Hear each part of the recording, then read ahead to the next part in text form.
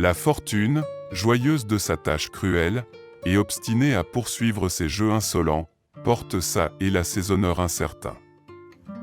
Les sages dieux ont enveloppé d'une nuit épaisse les événements futurs, et il rit si un mortel s'efforce de pénétrer au-delà. Parfois le changement plaît aux riches, et les simples repas, sous l'humble lard des pauvres, sans tapis et sans pourpre, rassérènent leurs fronts soucieux. La sangsue ne se détache de la peau que gorgée de sang. Beaucoup manque à ceux qui demandent beaucoup.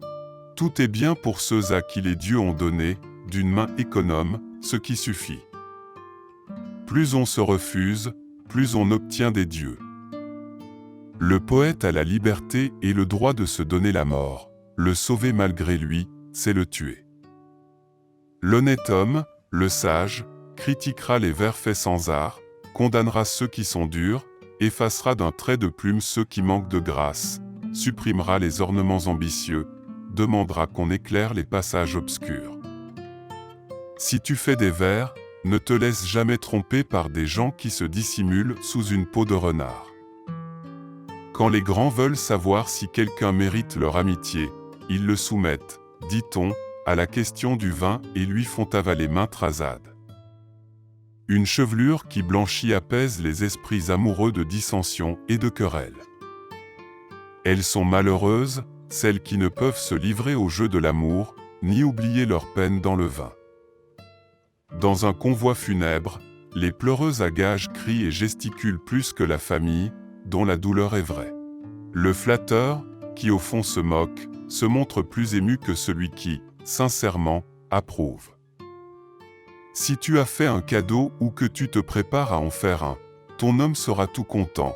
Ce n'est pas le moment de lui lire tes vers. Il ne manquerait pas de s'exclamer « Bien. Très bien. Parfait. » Oublie un instant tes soucis pour le peuple, et, simple citoyen, cesse de t'en inquiéter. Prends, joyeux, ce que te donne leur présente et laisse les choses sérieuses. Racheté par l'or, le soldat reviendra-t-il plus brave? Ajoutez la ruine à l'opprobre. La laine teinte ne reprend point sa couleur perdue, et la vraie vertu, une fois chassée, ne rentre point dans les âmes avilies. Semblable au crieur public qui ramasse la foule pour une vente, le poète, s'il est gros propriétaire ou riche rentier, appelle autour de lui les flatteurs en faisant miroiter à leurs yeux un bénéfice. Pour atteindre à la course le but désiré, on s'astreint dès l'enfance aux fatigues et à la peine, on brave le chaud et le froid, on s'abstient de l'amour et du vin. La force sans règle se rue par son propre poids, mais les dieux élèvent en l'agrandissant la force qui se contient, et ils détestent celle qui pousse au crime. Rien n'ébranle, en son âme solide, l'homme juste et ferme dans son dessein, ni la fureur des citoyens qui commandent le mal, ni le visage d'un tyran menaçant, ni l'austère, ce chef agité de l'orageuse Adria, ni la grande main de Jupiter foudroyant. Est-ce à la nature, est-ce à l'art que la poésie doit son mérite? On se laisse demander. Pour moi, je ne vois pas ce que pourrait l'effort sans une fertile veine, ni le génie sans culture. L'un a besoin de l'autre, tous deux s'entendent et collaborent.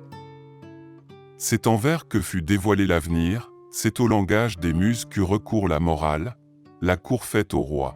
C'est la poésie qui inventa les représentations dramatiques, ce délassement qui suit les longs travaux. Le châtiment aux pieds boiteux abandonne rarement la trace du scélérat qui fuit. Une surrécompense est réservée au silence fidèle.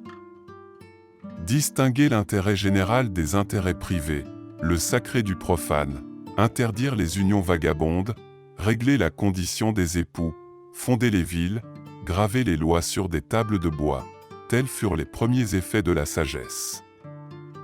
Quand on ne sait pas jouer, on ne va pas au stade.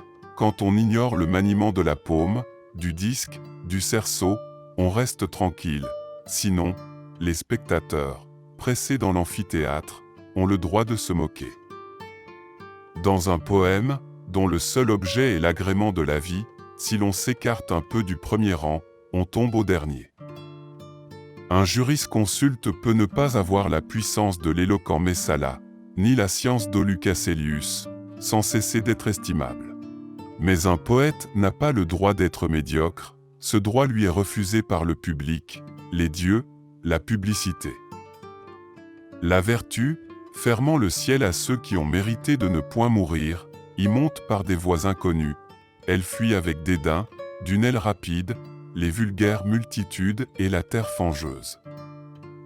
La vertu ignore les honteux affronts, elle brille d'honneurs immaculés, elle ne prend ni ne dépose les haches au gré du souffle populaire. Un poème est comme un tableau, tel plaira à être vu de près, tel autre à être regardé de loin, l'un demande le demi-jour, l'autre la pleine lumière, sans avoir à redouter la pénétration du critique. L'un plaît une fois, l'autre plaira toujours. La flèche n'atteint pas toujours son but. Mais si, dans un poème, les beautés l'emportent, quelques taches ne me choqueront pas, l'inattention ou la faiblesse humaine les a laissées échapper. La mort poursuit le fuyard et n'épargne ni les jarrets ni le dos timide d'une lâche jeunesse. Il est doux et beau de mourir pour la patrie. Il obtient tous les suffrages, celui qui unit l'utile à l'agréable, et plaît et instruit en même temps.